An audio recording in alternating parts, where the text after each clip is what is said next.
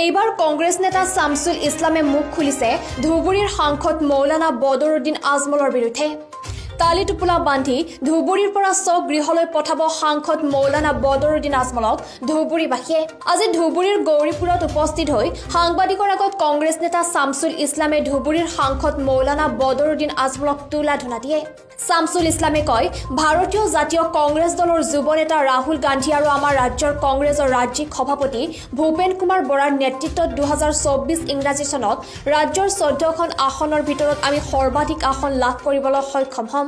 সাংবাদিকৰ প্ৰশ্নৰ উত্তৰত কংগ্ৰেছ নেতা শামছুল ইছলামে কয়, এতিয়া আৰু জৰা ফুকাৰ দিন নাই, এতিয়া বৈজ্ঞানিক পদ্ধতিৰে দেশ চলি আছে, গতিকে মৌলানা বদৰুদ্দিন আজমল জৰা ফুকা এৰি দিয়ক।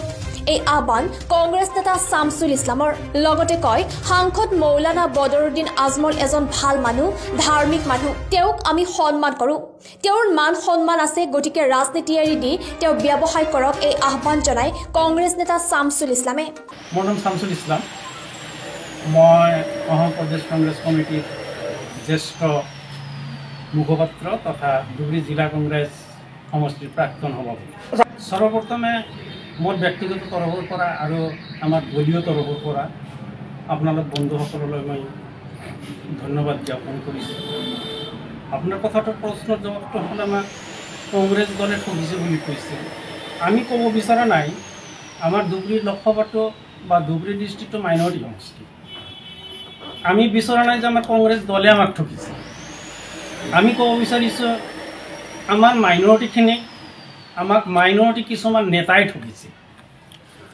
আজি যেনেকুৱা আমি কিছুমান নেতা বাছি নিৰ্বাচিত কৰি দিওঁ, সেইবোৰ নেতাই যেনেকুৱা আমাৰ পাৰ্লিয়ামেণ্টত গৈ, আমাৰ বিধানসভাত গৈ আমাৰ মাইনৰিটিৰ কিমানখিনি সমস্যা, সেই সমস্যাখিনিৰ কথা উল্লেখ নকৰে। আপোনালোকে নিশ্চয় জানি অৱগত যে আমাৰ সমস্যা আমাৰ নেতাইহে উল্লেখ কৰিব, আমাৰ বাহিৰত বেলেগ নেতা বা হিন্দুত্ব নেতাই আমাৰ সমস্যা উল্লেখ নকৰে। যাৰ কাৰণে আমাৰ কংগ্ৰেছ দলে আমাক মাইনৰিটি বা ভাৰতবৰ্ষ বা অসমৰ মানুহক যথেষ্টখিনি দিছে, স্বাধীনতাৰ পৰা আৰম্ভ কৰি বহুখিনি দিছে। কিন্তু যদি আমাক ঠকিছোঁ বুলি আপোনালোকে কয় দলে, এইটো আমি ডিনাই কৰিব পাৰোঁ, আমাক দলে ঠকা নাই, আমাৰ কিছুমান নেতাই ঠকিছে, যিবোৰ নেতা এতিয়া আমাৰ পৰিৱৰ্তন কৰাৰ প্ৰয়োজন হৈ পৰিছে। মই এনেকুৱা নেতা বিচাৰোঁ যেনেকুৱা আমাৰ ধুবুৰী সমষ্টিত এইবাৰ 13জন প্ৰাৰ্থীয়ে প্ৰাৰ্থিত্ব বিচাৰিছে। মোকো বহুতে কৈছে যে আপুনিও টিকেট বিচাৰক।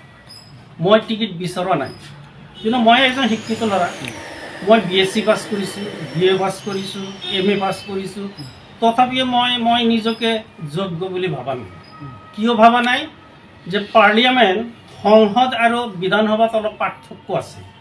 আমি পাৰ্লিয়ামেণ্টত অলপ ৰূপ দেখাবলৈ গৈ লাভ নাই। পাৰ্লিয়ামেণ্টত যাবলৈ হ'লে বা সদনত বহিবলৈ হ'লে আমাৰ ভাৰতীয় সংবিধান যিখন, সেইখন ভালকৈ আমাৰ জানিব লাগিব।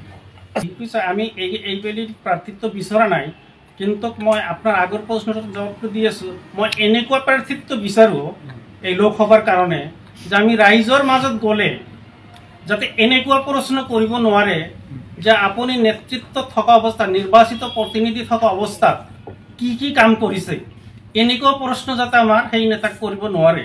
আমি এনেকুৱা নেতা বিচাৰোঁ যে যি নেতাক ৰাইজৰ মাজত লৈ গ'লে ৰাইজে যাতে প্ৰশ্ন এইটোৱে কৰে যে আপোনাক যদি আমি নিৰ্বাচিত কৰোঁ, আপুনি নিৰ্বাচিত হৈ ৰাইজৰ কি কাম কৰিবলৈ ধাৰণা কৰিছে, এনেকুৱা মই প্ৰাৰ্থী বিচাৰোঁ। আৰু কৈছে যে আমি এইবেলি প্ৰাৰ্থিত্ব বিচৰা নাই, ঠিকেই, মই নিজক উপযুক্ত বুলি ভবা নাই MP হিচাপে, কিন্তু MP আৰু MLA বহুখিনি পাৰ্থক্য আছে। মই বিধানসভাৰ কাৰণে 2026 চনত আশাবাদী হৈ আছোঁ। যদি মোক দলে আমাৰ অসমৰ বলিষ্ঠ কণ্ঠ ভূপেন বৰাৰ নেতৃত্বত মই দল কৰি আছোঁ, ৰাহুল গান্ধীৰ নেতৃত্বত মই দল কৰি আছোঁ, ভূপেন কুমাৰ বৰাই যদি মোক ভাবে যে 2026 চনত মোক প্ৰাৰ্থিত্ব দিব, আচলতে যেনেকৈ নতুনকৈ সমষ্টি হ'ল গৌৰীপুৰ সমষ্টি, মই গৌৰীপুৰৰ পৰাই বিচাৰিম। এনেকৈ মই 126টা চিট যে আছে গোটেই অসমত, মোৰ নেতৃবৃন্দে বা আমাৰ অসমৰ বলিষ্ঠ কণ্ঠ ভূপেন কুমাৰ বৰা মহোদয়ে এই 126টাৰ যিকোনো সমষ্টিত দিলে মই সেইখন সমষ্টিৰ পৰাই মই প্ৰতিদ্বন্দ্বিতা কৰিবলৈ সাজু। মই আপুনি ঠিকে কৈছে, কথাটো হয় সঁচা।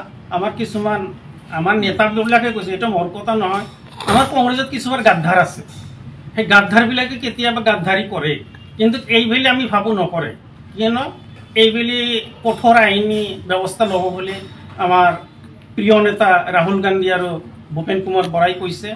ৰাহুল গান্ধীয়ে যেনেকৈ কৈছে যে আমি আগত যেনেকৈ ইলেকশ্যন খেলিছোঁ বা নিৰ্বাচন খেলিছোঁ পাতিছোঁ, পুৰণা নীতিত আৰু ইলেকশ্যন বা ৰাজনীতি খেলা নহ'ব, পলিটিক্স নহ'ব, নতুন নীতি অৱলম্বন কৰিব লাগিব। নতুন নীতি অৱলম্বন কৰিবলৈ হ'লে ইয়াত প্ৰাৰ্থিত্ব নতুনৰ কথা আহিব আৰু নিয়মটো চেঞ্জ হ'ব আগত, যে কিবা কৰিলে তাৰ প্ৰতি কোনো একশ্যন নাথাকে। এইবিলাক যদি এইবাৰ যদি কোনোবাই কিবা কৰে যে ওপৰৰ পৰা আমাৰ প্ৰাৰ্থিত্বৰ লগত আছে, ভিতৰে ভিতৰে আমাৰ ভোটখিনি মাইনাছ কৰি আছে, তেখেত আৰু মোৰ বোধে আমাৰ জনপ্ৰিয় নেতা ৰাহুল গান্ধীৰ কাণত যদি এইটো দিয়া যায় আৰু ভূপেন কুমাৰ বৰাৰ বলিষ্ঠ নেতৃত্বত সেইজন মানুহৰ কংগ্ৰেছত থাকিব নোৱাৰে। যাৰ কাৰণে মোৰ আশা যে এনেকুৱা হয়তো নহ'বই। আপুনি ভাবে নেকি যে আগন্তুক লোকসভা নিৰ্বাচনত বদৰুদ্দিন আজমল টান টুপুলি বান্ধি ইয়াৰ পৰা সজাই লৈ যাব নেকি, ভাবে নেকি আপুনি? মই 100% এইটো ভাবোঁ, কিন্তু আমাৰ যিবিলাক নেতা আমি এই নেতাৰ প্ৰতি আশা কৰি নাভাবোঁ। বদৰুদ্দিন আজমলক মানুহে এইবুলি এক টান টুপুলি বান্ধি তেখেতৰ ঠাইলৈ পঠাই দিব। দুজন মানুহৰ ওপৰত নিৰ্ভৰ কৰিব, এজন হ'ল আমাৰ ভাৰতীয় জনপ্ৰিয় নেতা ৰাহুল গান্ধী আৰু অসমৰ বলিষ্ঠ কণ্ঠ ভূপেন কুমাৰ বৰা মহোদয়। এই দুজন মানুহৰ নেতৃত্বৰ প্ৰতি আশা ৰাখি আমাৰ সংখ্যালঘু মানুহে এইবাৰ ভোট প্ৰদান কৰিব আৰু সৰহসংখ্যক আসন ধুবুৰীৰ লগতে গোটেই অসমত সৰহসংখ্যক। গৌৰীপুৰৰ পৰা Sahabuddin Molla report, PI news.